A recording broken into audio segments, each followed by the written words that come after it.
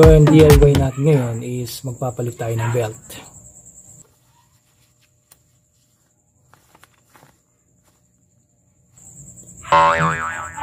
Hindi yan. Ito. No sir! Hindi to. Oh come on! Timing belt. Papalitan natin, hindi yan sinturon mo. Okay. Duh. So ang DIY nito is applicable naman to on all WL na engines. Mazda, no? Yung ibang mga Ford na sasakyan na WL yung makina, pwede rin. Pero ang pinagkaiba lang doon yung sometimes yung makina is nasa front ng sasakyan. In our case dun sa Mazda friendly Ford Preda is nasa loob mismo ng cabin, kaya medyo mas mahirap yung access. Medyo marami tayong tatanggalin muna para ma-access natin. Pero in the run, dun sa mismong the way na kukuha yung TDC and then papalitan yung belt and then babalik, same lang din, no? And same parts lang din, alam ko yung ilalagay natin dun. So pwede tayong dito guys, kailangan natin para sa ating DIY replacement ng ating timing belt. So meron ka mga ganitong tools, no, ratchet. So kailangan natin mga socket is 10mm, 12mm, tsaka 14 para sa ating pulley, tensioner pulley. Ito lang naman, isang piraso. 12mm kasi baka tanggalin ko yung ating mga vacuum lines, vacuum pipelines, kasi para magkaroon tayong clearance. 10mm gamitin natin sa pagtanggal ng cover natin. Then meron kayong mga ganito, medyo handy rin to kahit papaano, kasi pag masikip yung lugar, mafi-flex mo siya, mo siya, no? Then maliit lang yung space na kailangan mo para ma-open mo siya. Then yan, screwdriver tsaka plies para sa mga clamp ng hose, gano'n. Yan. Then syempre yung ating bagong timing belt. Okay, ito yung part number ng pang WL, no? Motorcraft. O yan. Then kung meron kayong service manual, mas maganda. And then to, optional to sa mga, for example, yung WL mo is katulad dun sa amin is Mazda friendly or Ford Preda. Kailangan tayo ng pang lift ng sasakyan. Yan, jack stands tsaka battle jack, kasi medyo maliit yung clearance natin sa ilalim ng sasakyan. So optional lang yun. Kung limbawa naman yung WL nyo is sa unahan naman ng yung makina, hindi mo na kailangan i-lift yung sasakyan mo. So guys, matagal-tagal ko na rin bago nung binisita yung ating timing belt, kaya medyo nakalimutan ko na. So okay, maglala, meron tayong kodigo.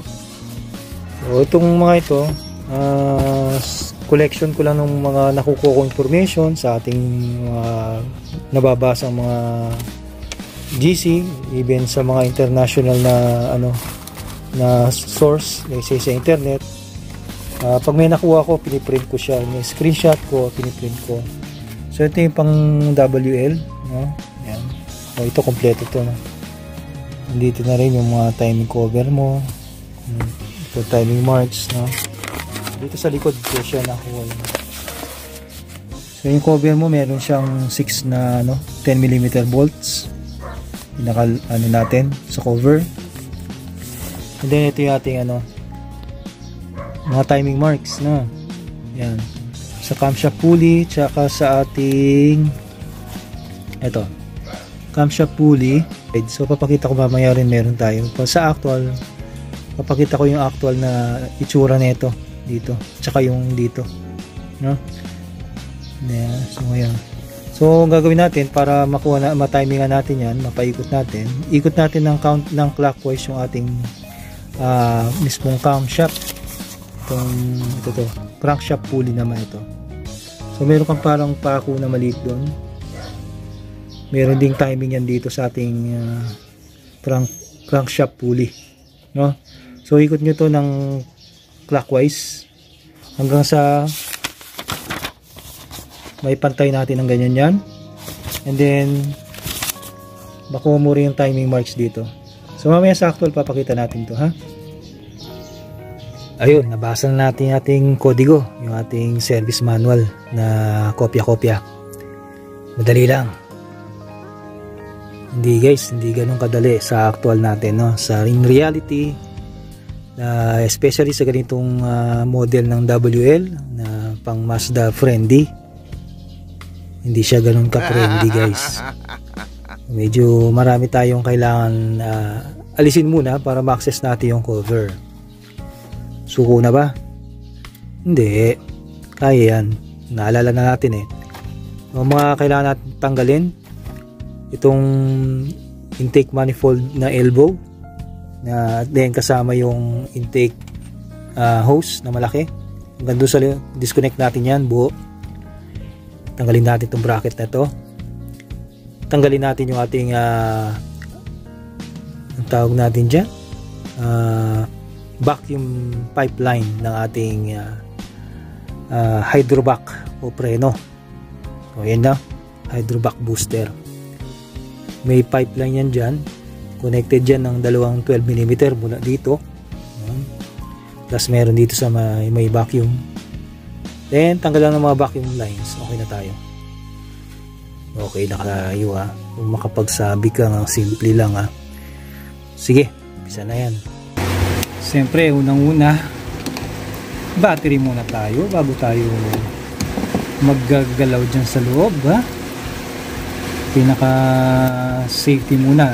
Malay mo, nasa ilalim ka at nandun ka sa mga pinipihit-pihit mo yung mga crankcase ano mo doon, biglang may malikot ang kamay, sinaksak ang susi at kinrank yung makina, patay. Engage ang brake natin para safe. Siyempre kalso, mahirap na, magulungan tayo. First step, tanggalin nyo muna to para may access kayo sa 12mm natin, para matanggal natin yung ating intake elbow. Tanggalin nyo na rin to dito, then ito 10mm. Then pag natanggal na to, magkaka-access ka ng konti rito. Ayan, ito tanggalin na to. Then nandun yung timing marks natin, yung kulay dilaw na yun, yung pinaka timing marks natin. Tanggalin to, tsaka ito. Ayan. Then sa kabila naman sa driver side, may driver side, isa dito at isa dun sa ilalim. Masasya yan dyan. Bahala na. Ayun, sorry, dun 10mm na yan, isa dun.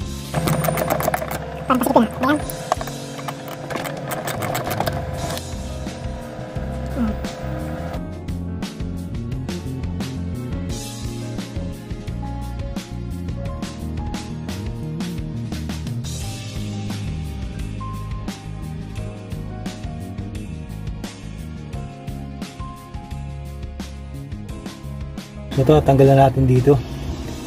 Pwede na tayo sa ilalim, magkakalas-kalas ng mga pailan-ilan doon. Tingnan natin. Para akong nasa surgery room na ito. Mabuti na yung malaking bagay na ito, mga face shield na yun. At well protected na yung buong mukha mo sa mga alikabok niyan. So, tanggalin natin ito sa hose natin. Lugan lang natin. Hopefully makisama siya, madali natin mabunot.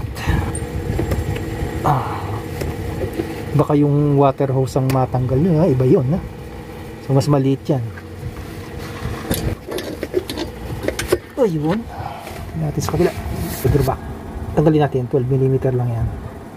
So hindi ko na mabibidyo yan ha.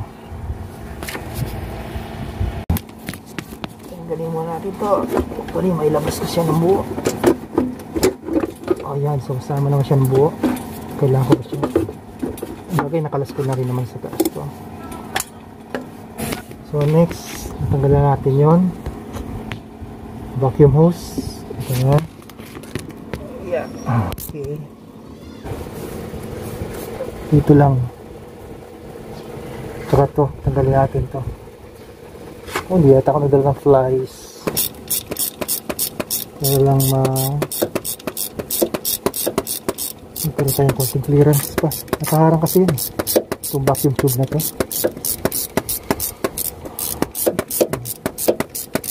Diyan pa lang tayo. Ayan o.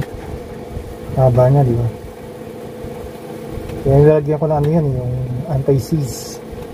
Ito, ang ating vacuum pipe para sa ating high preno. Press ko na. Luwag na.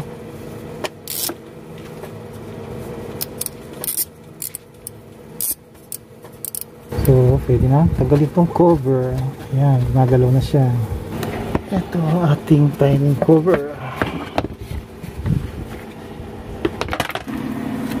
And then, ito yung mga timing marks natin. So, dito. Oh, sarap itapon ng camera na to. Ayan. Timing mark dito. Yun, yun. So, yan, may kulay green na yan dati.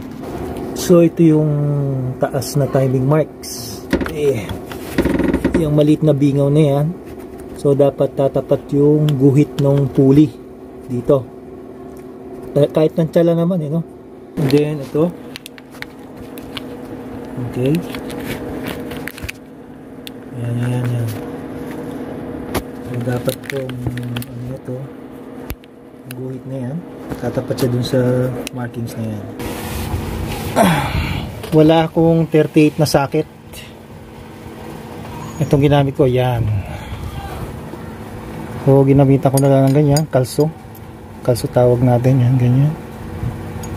So, dito sa ating crankcase, mismong crankshaft pulley, no?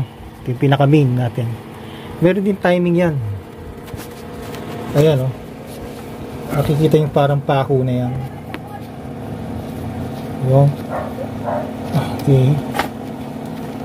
Hindi makita ng camera. Okay. Ito yun. Katapos yan, may dalawa siyang pwede mo i-gitna yan. Pwede namang kahit dito na yan. Dito sa ganyan yan. So, dyan mo na makikita yung timing marks yan. Ng mismong crankshaft natin. So, pag nag-align ka na dyan, mo ritong i-align. So, dapat dun sa taas, yung timing marks sa taas, dulo, center sa taas, then dito sa ating mahirap kasi gumalaw-galaw dito. Ito yung ating injection pump timing pulley. So, makikita nyo yan, sakto siya dun. Okay, yan na yan. Dito, tapos sa taas, center na siya. Tapos dito sa crankshaft, itong parang pako na yan, tama siya sa unang guhit. Top dead center na tayo dyan. Okay, kasi pag hindi ka top dead center, pagka kahit sabi mo naka-align na itong dalawang to, ito tsaka yung sa taas, mawawala to dito. Mawawala yung guhit na yan. Lilipat yan sa pinakadulo o side. Ganun. Hindi siya magta-top dead center. So, yan na yung pinaka-TDC natin ngayon, ha? So, next step, luwagan na natin itong ating tensioner pulley. So, may spring din yan. Yan.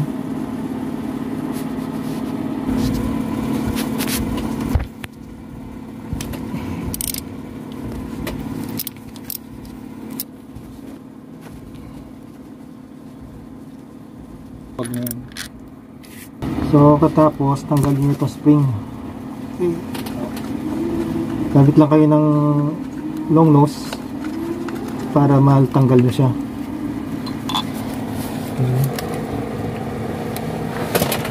Tanggalin natin yung pulley. Tingnan nyo, baka may mga washer yan. Tanggalin natin yung ating belt. Naman siyang washer doon. Pwede natin siyang hubarin unti-unti kasi ang kuya sa taas. Di ba? Yun. Tanggal na siya. Yun. Tanggal na ang ating belt. Yeah! Spacing na natin.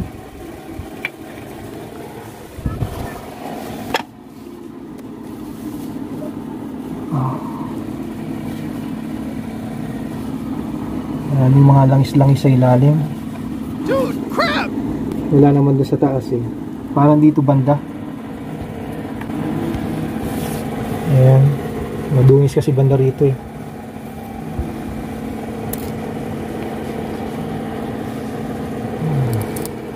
Yung mga leak dito banda, hindi ko alam. Ito na yung ating timing belt. So, dalhin nyo ito sa shop, sa mga auto shop nyo, saan ba kayo bumibili. And then tatanungin kayo ilang ngipin.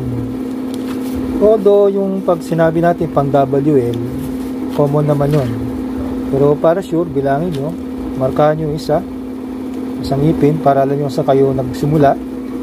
Bilangin nyo 1, 2, 3 hanggang dire-diretso. So ito yung nabilang ko to 101. Then in-inspection ko yung timing belt natin. Napakaganda pa ng kondisyon niya kung tutusin. Wala pa siyang mga any mark na nagka-crack na siya. Pero kasi ito kasi yung delikado kasi ito pagka ito yung bumigay sa'yo. So regularly kahit sabihin mo wala ka pang nakikitang problema, ay palitan na natin. So nasa na to, almost 5 years na. Pero maganda pa siya, pero palitan na natin. Ito yung ating tensioner pulley. So inspect nyo lang kung magaspang na. Kung sa atin, sorry, napaka-smooth pa niya. Hindi pa to kailangan palitan. Very buo pa siya. Okay guys, ito na yung bago nating timing belt. So ito yung part number nya. Screenshot nyo na lang. So, at parang isang brand lang ang nabibila natin ng ganito. Anyway, kailangan ko talaga pag timing belt guys, yung pinakamagandang klase. Magandang klase naman kasi ito, motocrop talaga. Okay. Tinek ko rin naman yung part number niya nandito sa mismong belt.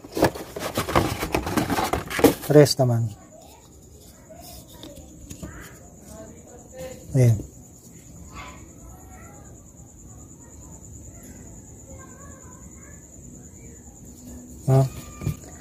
Siyempre binila ko yung ngipin kung gano'ng karami. 101 Dalmatians. Tinuma natin 112205 MC. Ayan, W112205 MC. Iwan ko ano ba yung mga number na yan. Pares lang naman itong luma natin. Magandang klase talaga yung motorcraft. So kahit 5 years na ito, napakaganda pa niyang kondisyon niya.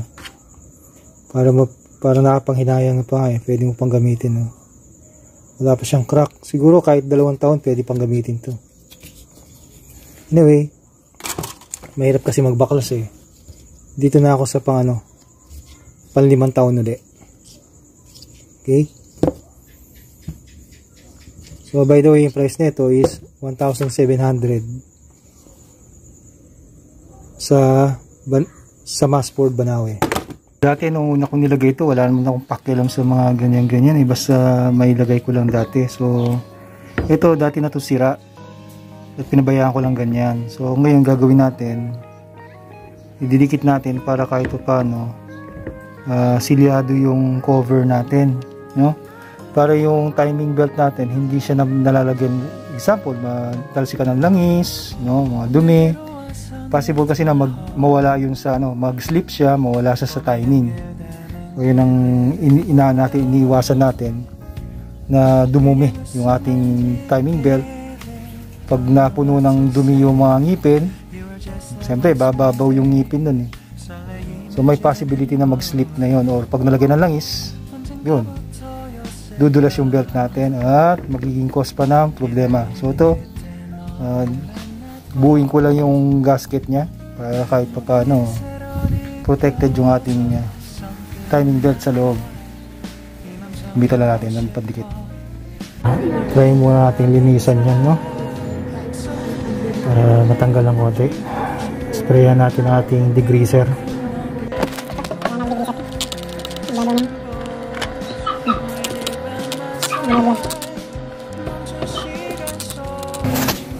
Hanggang ganyan lang ang kaya natin linis.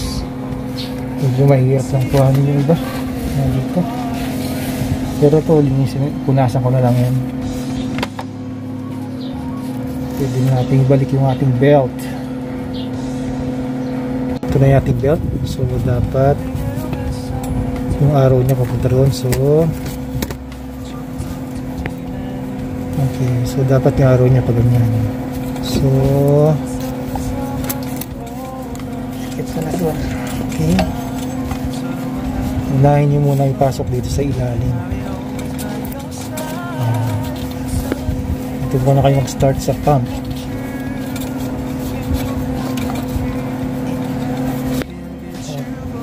Kasi susuot pa yan dun sa gilid.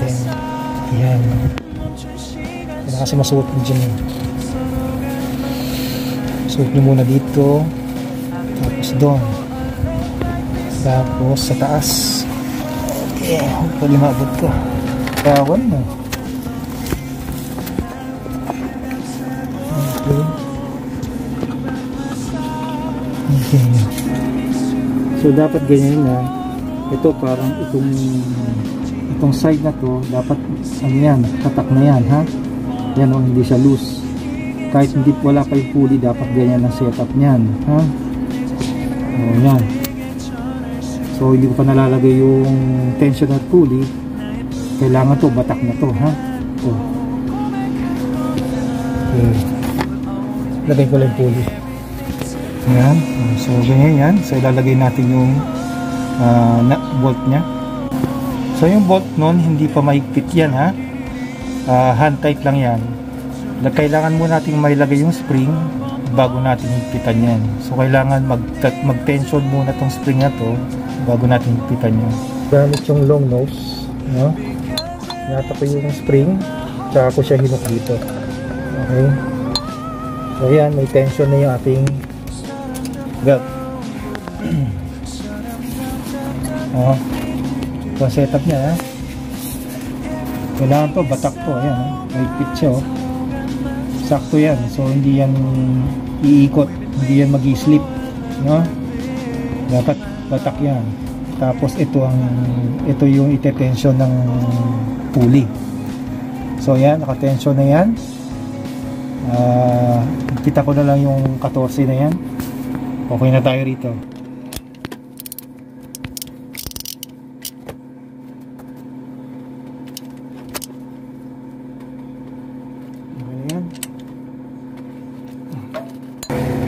So yung cover, marami akong mga pa-expired na silicone RTB. Dilagyan ko yung parting sira na yung gasket. Yan, para hindi pasukan ng dumi. So lagyan na natin yung cover, ipitan na lang. Mamaya na lang yung mga nasa itaas. Nalagay na yung cover, ilagay na natin yung manifold dun sa taas. Unahin ko na muna yun bago ko ilagay yung goma.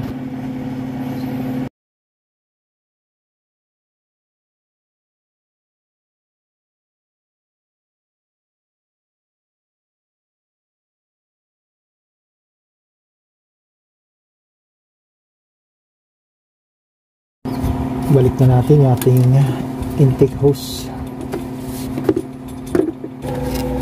Wiggle. Yan. Itan lang natin yung mga yan. Tapos yung sa taas. Yun. Ilagay lang natin yan. Tapos isa dito sa ilalim. Lagyan natin anti-seize. Para hindi mahirap bunutin yan pagdating ng time na kailangan mong bunutin, eh. Walang pipeline.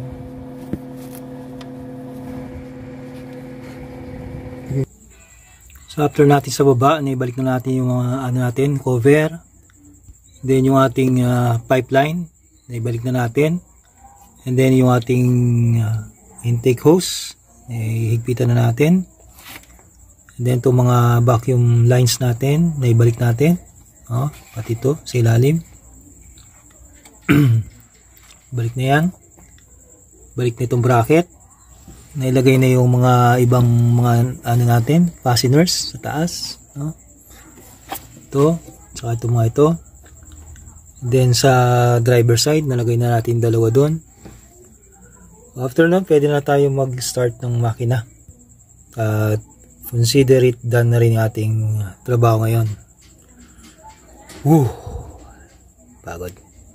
Okay, testingin natin. Start na natin.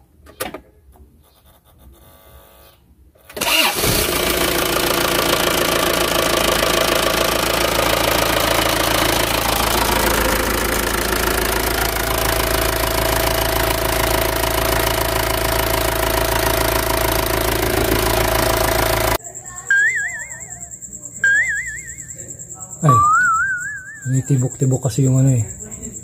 Akala ko yung nagbiblink. Okay, tapos na tayo sa ating real one. So, babalikan naman natin siya after 5 years. Magandang klase yung ating timing belt, kaya medyo panghinayang eh. Parang pwede pang gawing sinturon. Sakto kaya sa akin ito. 33. Okay, so baka hindi ka pa subscribe, click mo na yan, subscribe, then yung ating like, yun, and yung ating dito naman siya, notification bell, para continuously nakapag-upload tayo ng mga bagong videos at napapanood mo yung mga bago kong upload. So again guys, thank you for watching.